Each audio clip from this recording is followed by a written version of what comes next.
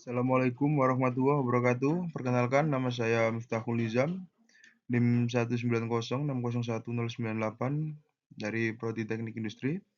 Di sini saya akan mempresentasikan hasil review jurnal tentang sistem rantai pasok yang berjudul Penerapan Supply Chain Management pada Industri Manufaktur.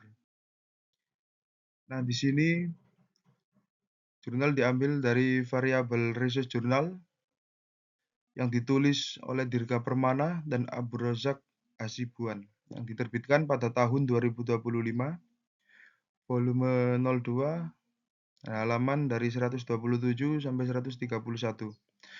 Nah, untuk link jurnalnya sudah saya tulis dalam presentasi saya. Saya akan membahas tentang latar belakang penelitian ini.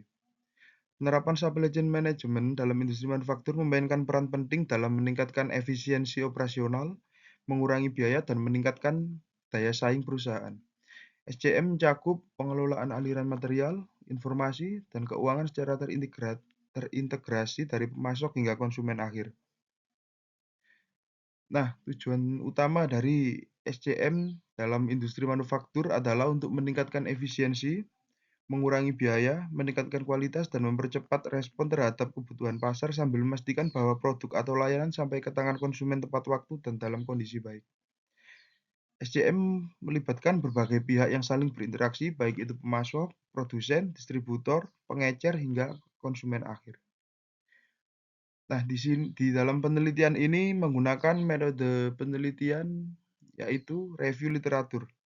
Nah, review literatur adalah pendekatan yang dilakukan untuk mengumpulkan, menganalisis, dan mengsintesis informasi dari berbagai sumber pustaka yang relevan untuk menjawab pertanyaan penelitian atau mencapai tujuan tertentu.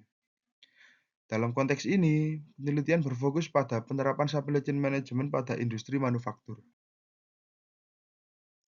Nah, review literatur ini mendapatkan sumber data dengan memulai mengidentifikasi sumber data yang relevan.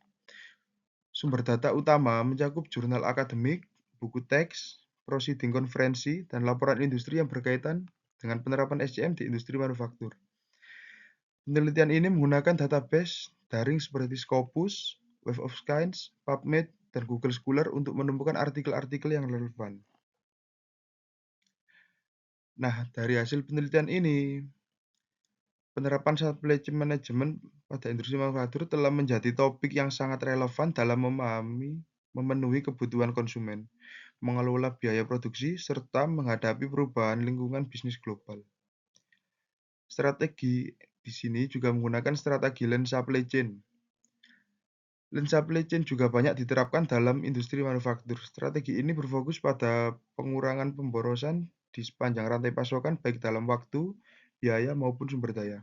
Nah, di sini juga menggunakan konsep just in time yang merupakan bagian dari pendekatan Lean Manufacturing, memungkinkan perusahaan untuk meminimalkan persediaan bahan baku dan produksi jadi sehingga mengurangi biaya penyimpanan. Di sini, SCM juga berkontribusi pada peningkatan kepuasan pelanggan.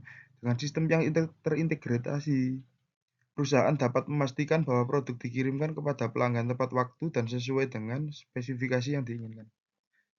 Nah, di sini juga mementingkan kecepatan produksi. Nah, kecepatan produksi dalam SCM pada kemampuan sebuah perusahaan atau rantai pasokan untuk menghasilkan dan mendistribusikan produk dalam waktu yang cepat untuk memenuhi permintaan pelanggan. Nah, di sini SCM juga mengurangi biaya persediaan. Maksudnya adalah salah satu tujuan utama dalam manajemen rantai pasokan yang efektif dan efisien. Nah, di sini adalah manfaat supply chain management dalam industri manufaktur. Manfaat dari SCM adalah mengelola risiko yang lebih baik dalam industri. Risiko seperti gangguan pasokan bahan baku, fluktuatif harga, dan perubahan regulasi dapat berdampak signifikan pada operasi bisnis. Nah, di sini kesimpulannya, penerapan SCM pada industri manufaktur memberikan banyak manfaat termasuk peningkatan efisiensi operasional, pengelolaan risiko yang lebih baik, dan kepuasan pelanggan yang lebih tinggi. Nah, ini daftar pusaka yang digunakan penulis ada di sini. Sekian dari saya, terima kasih. Wassalamualaikum warahmatullahi wabarakatuh.